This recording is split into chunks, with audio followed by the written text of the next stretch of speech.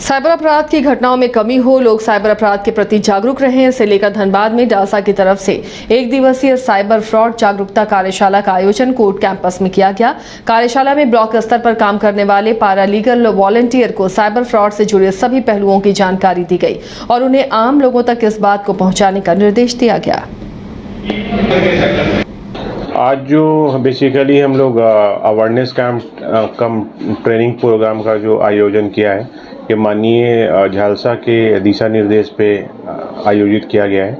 इसमें हमारे जो साइबर थाने से 2 रिसोर्स पर्सन आए थे और इस ट्रेनिंग प्रोग्राम में हमारे जो पीएलवी हैं, एक्सपर्ट मेडिएटर्स हैं और एलएडीसी का टीम है या पेनल लीगल एड के जो एडवोकेट्स गण हैं, इन लोगों को आज साइबर क्राइम कैसे होता है, क्या उसका मैनर है और फिर अगर किसी के साथ अगर साइबर क्राइम हो जाता है तो उसके बाद कैसे उसका कंप्लेन होता है, उसके बाद क्या प्रोसेस है, कैसे विक्टिम को वापस कंपनसेशन मिलता है या कैसे उस विक्टिम को उसका पैसा रिटर्न किया जाता है, ये सारे चीज़ों के बारे में बताया गया है।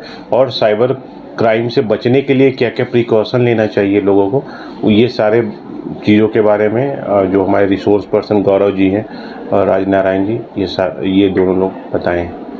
आज के डेट में विभिन्न तरह के साइबर क्राइम संचालित किए जा रहे हैं साइबर क्रिमिनल के द्वारा। उसमें से तरह तरह के नए नए मॉडल्स के थ्रू भी साइबर क्रिमिनल जो है साइबर अपराध को अंजाम देते हैं।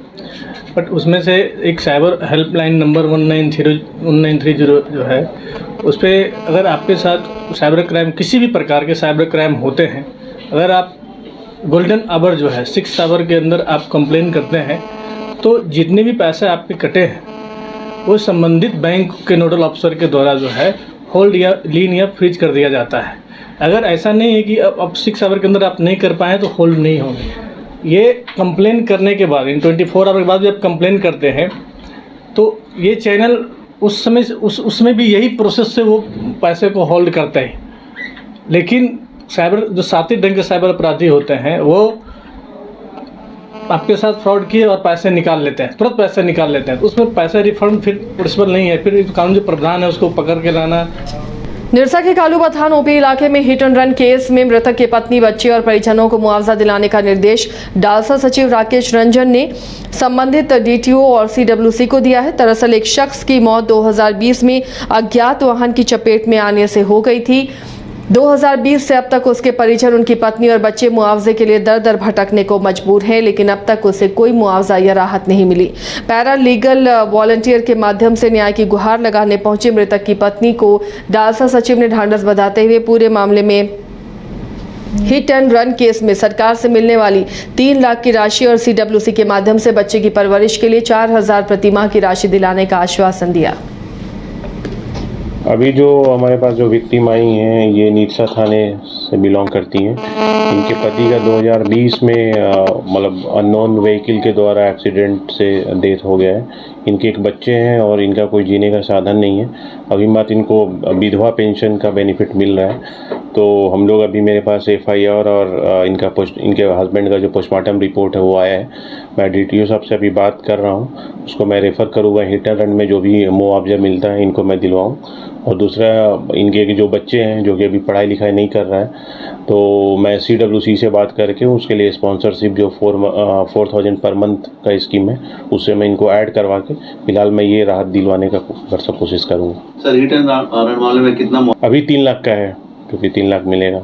कब तक उम्मीद है मिलने का सर? मैं जितना जल्दी हो सके उसको मैं कोशिश करूंगा कि इनको मैं बेनिफिट उसका दिलवाऊं। अभी जो हमारे पास जो विक्टिम आई हैं, ये नीरसा थाने से बिलोंग करती हैं। इनके पति का 2020। धनबाद में चोरी का अनोखा मामला सामने आया है, जिसमें विग बनाने वाली कंपनी के आशिक मिजाज स्टाफ ने अपनी प्रेमिका के संग मिलकर 70,000 नकदी समेत 5 लाख के विग और केमिकल्स की चोरी कर ली और आराम से गार्ड को चाबी सौंप कर चलते बने। जब मालिक को इसकी भनक लगी तो पहले अपने स्तर से छानबीन की और जब पता नहीं चला तो थक हार कर धनबाद सदर थाने में शुभजीत पाल और उसकी प्रेमिका के खिलाफ मामला दर्ज करवा दिया। मैं हेयर बडी नामक संस्था का संस्थापक हूँ। हमारा hair patch, hair wig, hair extensions का सेंटर है। हमारा 2 ब्रांचेस है, एक रांची में है और एक धनबाद में है। धनबाद वाले क्योंकि मैं रांची में पर्सनली रहता था और धनबाद वाले ब्रांच में मैं नहीं रहता था, तो मैंने एक शुभजीत पाल नामक टेक्नीशियन को यहाँ देखभाल के लिए रखा था। शुभजीत पाल जो कि उलुबेरिया का रहने वाला है, उसका शुभजीत पाल, उनके पिताजी का नाम विश्वजीत पाल, गांव जगदीशपुर, डुलोपुर, राजापुर थाना पड़ता है उसका, वहाँ का रहने वाला है। तो शुभजीत पाल को मैंने लगभग अप्रैल के महीने में अपने यहाँ नौकरी पे रखा था।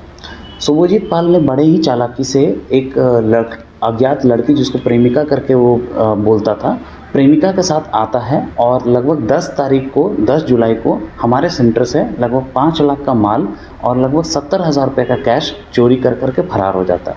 वो बड़े ही चालाकी से, क्योंकि हम नहीं यहाँ नहीं रहते हैं, तो हमारे नहीं रहने का फ़ायदा उठा करके सुबह आता है। पूरा सेंटर का जो 5 लाख के माल में लगभग 2 से 2.5 लाख के मेंस के पैचेस थे, लेडीज़ के एक्सटेंशंस थे 2 लाख के लमसम, और इस लाइन में ग्लू और टेप बहुत महंगे आते हैं। तो ग्लू और टेप बहुत महंगे सारा उठा करके ये क्या करता है कि उठा करके चला जाता है और बड़ी ही चालाकी से नीचे गार्ड को चाबी दे करके ये